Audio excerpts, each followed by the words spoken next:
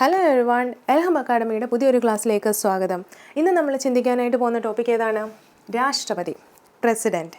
അപ്പോൾ ഒരു ബുക്ക് എടുത്തോ ഒരു പേന എടുത്തോ നോട്ട് ചെയ്യാം. പിന്നെ പഠിക്കാം, പിന്നെ നോക്കാം എന്ന് പറഞ്ഞ് ഇരിക്കാനായിട്ട് സമയമില്ല. കാരണം ഒരു കോമ്പറ്റേറ്റീവ് വേൾഡിലാണ് നിൽക്കുന്നത്. പലരും പല പുതിയ ടോപ്പിക്കുകൾ പഠിച്ചു പോവുകയാന്നേ. നമ്മളിനി എന്തിനാണ് സമയം കളയുന്നത്? അപ്പം നമുക്ക് പഠിക്കാം. ഈ വീഡിയോ കാണുമ്പോൾ തന്നെ നിങ്ങൾ എൻ്റെ കൂടെ തന്നെ പഠിക്കുക. വളരെ സിമ്പിളായിട്ട് റിപ്പീറ്റ് ചെയ്ത് നിങ്ങൾക്ക് മനസ്സിലാകുന്ന രീതിയിൽ ഞാൻ പറഞ്ഞു തരാനായിട്ട് ആഗ്രഹിക്കുന്നു. അപ്പോൾ എങ്ങനെ ഉണ്ടായിരുന്നു ക്ലാസ് എന്നുള്ളത് നിങ്ങളുടെ അഭിപ്രായം കമൻറ്റ് ബോക്സിൽ പറയുക. ഓക്കെ, അപ്പോൾ ആദ്യത്തെ പോയിൻ്റ്, സമയം കളയുന്നില്ല, ആരെക്കുറിച്ചിട്ടായിരുന്നു നോക്കാൻ പോകുന്നത്? രാഷ്ട്രപതി, പ്രസിഡൻറ്റ്. ഒന്നാമത്തെ പോയിൻ്റ്, ഇന്ത്യയിലെ കാര്യനിർവഹണ വിഭാഗത്തിൻ്റെ തലവൻ ആരാണ്? ഒന്നാമത്തെ പോയിൻ്റ് എന്താണ്?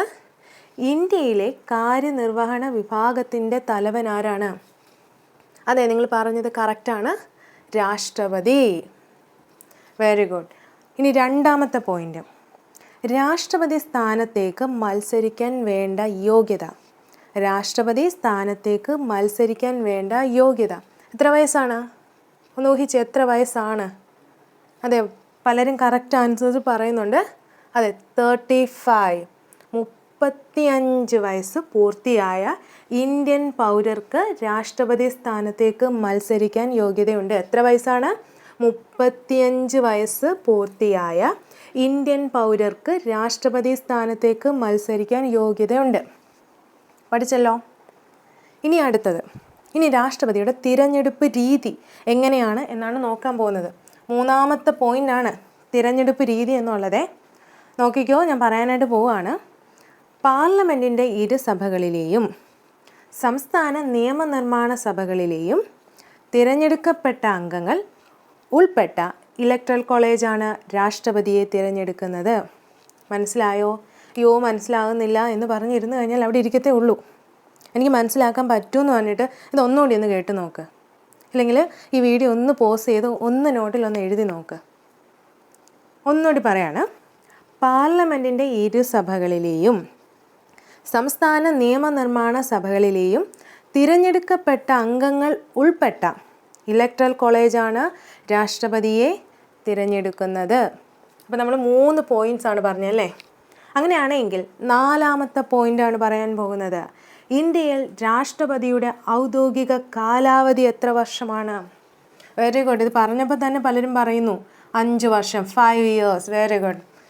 ഇനി അടുത്തത്, രാഷ്ട്രപതിക്ക് പല ചുമതലകളുണ്ടല്ലേ. ഇനി ചുമതലകളാണ് നോക്കുന്നത്. രാഷ്ട്രപതിയുടെ ചുമതലകൾ ഏതെല്ലാമാണ്? രാഷ്ട്രപതിയുടെ ചുമതലകൾ ഏതെല്ലാമാണ്? 1, പാർലമെൻറ്റ് വിളിച്ചു ചേർക്കുക. 1, പാർലമെൻറ്റ് വിളിച്ചു ചേർക്കുക. 2, ലോകസഭ പിരിച്ചുവിടുക. 2, ലോകസഭ പിരിച്ചുവിടുക. 3, പ്രധാനമന്ത്രിയെയും മന്ത്രിസഭയെയും നിയമിക്കുക. പ്രധാനമന്ത്രിയെയും മന്ത്രിസഭയെയും നിയമിക്കുക. ഇത് ആരാ ചെയ്യുന്നത്? രാഷ്ട്രപതിയുടെ ചുമതലകളാണ്. ഇനി അടുത്തത് 4, സുപ്രീം കോടതിയിലെയും ഹൈക്കോടതിയിലെയും ജഡ്ജിമാരെ നിയമിക്കുക. സുപ്രീം കോടതിയിലെയും ഹൈക്കോടതിയിലെയും ജഡ്ജിമാരെ നിയമിക്കുക. 5, സംസ്ഥാന ഗവർണർമാരെ നിയമിക്കുക.